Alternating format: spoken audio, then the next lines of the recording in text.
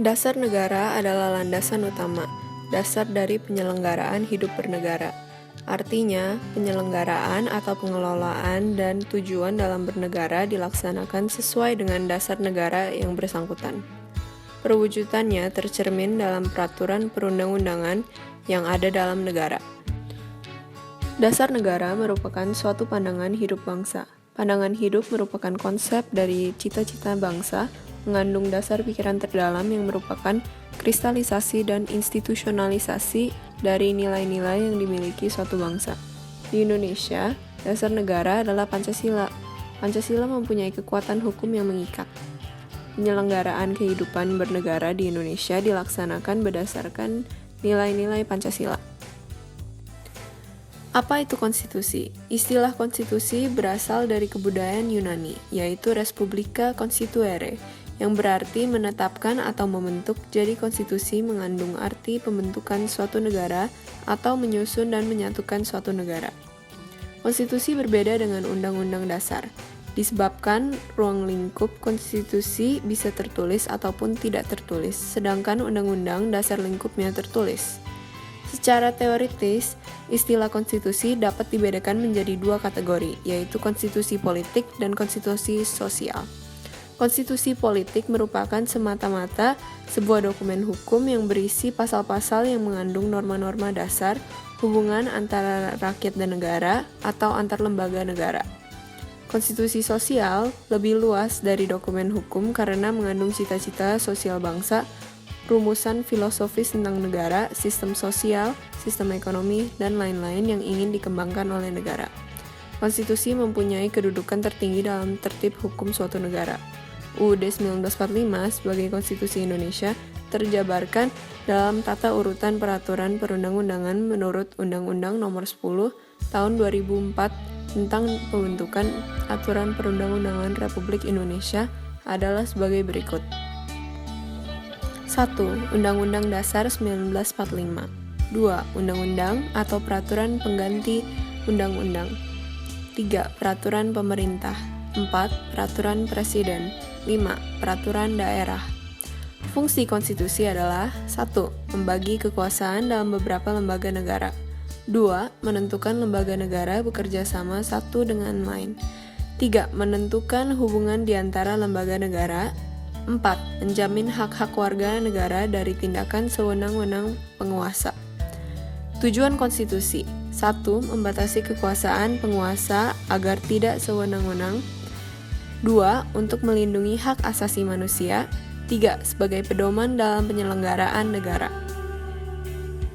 Berdasarkan hal tersebut, patutlah disadari bahwa substansi dari konstitusi suatu negara yang menganut faham liberalisme yang mengagungkan individualisme dengan negara yang menganut faham komunisme yang mengagungkan peran negara secara dominan sangatlah berbeda. Dicantumkannya Pancasila secara formal di dalam pembukaan UUD 1945 berarti Pancasila memperoleh kedudukan sebagai norma dasar hukum positif. Konstitusi merupakan dokumen nasional kemerdekaan berisi mengenai sistem politik dan sistem hukum, dan setiap negara mempunyai konstitusi yang berbeda-beda. Ini dikarenakan suatu konstitusi disusun berdasarkan sejarah, ideologi, falsafah, perkembangan masyarakat, tujuan negara, dan dasar negara masing-masing. Menurut Sri Sumantri, konstitusi berisi 3 hal pokok. 1. Jaminan terhadap hak-hak asasi manusia dan warga negara. 2. Ditetapkannya susunan ketatanegaraan suatu negara yang bersifat fundamental. 3. Pembagian dan pembatasan tugas ketatanegaraan yang bersifat fundamental. Miriam Budiarjo menyatakan bahwa setiap undang-undang dasar memuat ketentuan mengenai organisasi negara seperti legislatif, eksekutif, dan yudikatif, dan juga pembagian kekuasaan antara pemerintah pusat dan pemerintah daerah. Konstitusi pada dasarnya mempunyai sifat khas. Kita harus mampu mengikuti perkembangan zaman. Konstitusi harus memberi ruang untuk terjadinya perubahan, tetapi tidak bisa diganti setiap saat. Amendment secara harfiah menurut Advanced English Indonesian Dictionary berarti perubahan, kebaikan, Sedangkan menurut KBBI, amandemen berarti menambahkan bagian yang sudah ada. Jadi, amandemen menganjurkan adanya perubahan atau perbaikan atas apa yang telah ada. Perubahan UUD 1945 tidak dilarang sebab UUD 1945 bersifat ringkas dan supel untuk dapat mengikuti dinamika perkembangan masyarakat, dan perubahan UUD dapat dilakukan dengan menggunakan dua pola. 1. Mengubah secara integrated isi redaksi UUD. 2. Membiarkan UUD sesuai dengan aslinya.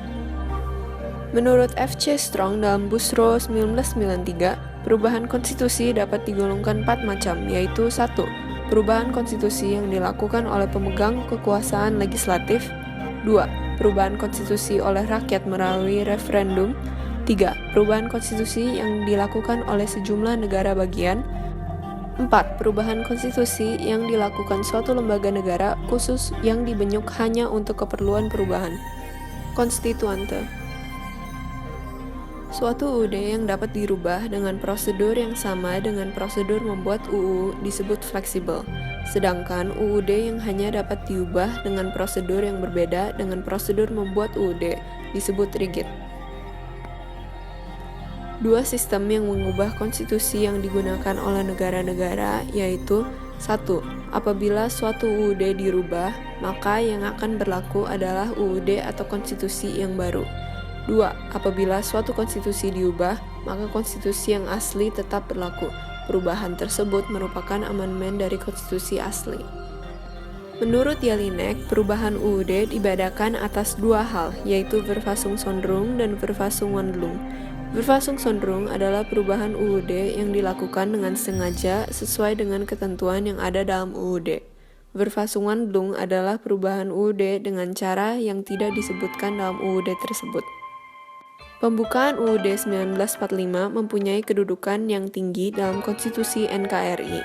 Pembukaan UUD 1945 merupakan tertib hukum tertinggi dan pokok kaidah negara yang fundamental. Pembukaan UUD 1945 tidak diamandemenkan karena alasan-alasan berikut. 1. Pembukaan UUD 1945 memuat cara-cara bermasyarakat. Alinea 1. 2. Pembukaan UUD 1945 memuat cara-cara bernegara. Alinea 2. 3. Pembukaan UUD 1945 memuat terjadinya negara. Alinea 3. 4. Pembukaan UUD 1945 memuat tujuan negara. Alinea 4. 5. Pembukaan UUD 1945 memuat dasar negara. Alinea 5. Pembukaan UUD 1945 dianggap sebagai preambula yang lengkap karena memenuhi unsur-unsur politik, religius, moral, dan mengandung ideologi negara, yaitu Pancasila. Kedudukan pembukaan UUD 1945 lebih tinggi dari batang tubuh UUD 1945 karena 1. Pembukaan UUD 1945 merupakan tertib hukum tertinggi dan terpisah dari batang tubuh UUD 1945. 2. Pembukaan UUD 1945 merupakan kaidah negara yang fundamental yang menentukan adanya UUD 1945. 3. Pembukaan UUD 1945 merupakan sumber hukum tertinggi yang memuat dasar negara yaitu Pancasila. 4. Pembukaan UUD 1945 merupakan sumber cita-cita hukum dan moral yang ingin ditegakkan dalam kehidupan berbangsa dan bernegara. 5. Pembukaan UUD 1945 mengandung pernyataan kemerdekaan yang terperinci. Apabila konstitusi ditaati dengan benar, bisa dijadikan media bagi kehidupan negara yang demokratis. Ada beberapa sikap positif yang bisa dilakukan oleh setiap warga negara untuk menjaga keutuhan konstitusi negara. 1. Mampu mempertahankan dan mengamankan serta mengimplementasikan UUD NKRI 1945 dalam kehidupan berbangsa dan bernegara. 2. Mampu menyosialisasikan atau memasyarakatkan UUD NKRI 1945 dalam kehidupan di lingkungan masing-masing. 3. Mampu menjadikan UUD NKRI 1945 sebagai pedoman untuk menyelesaikan tiap persoalan negara. 4. Menghindari sikap dan tindakan yang inkonstitusional yang dapat melanggar nilai-nilai demokrasi.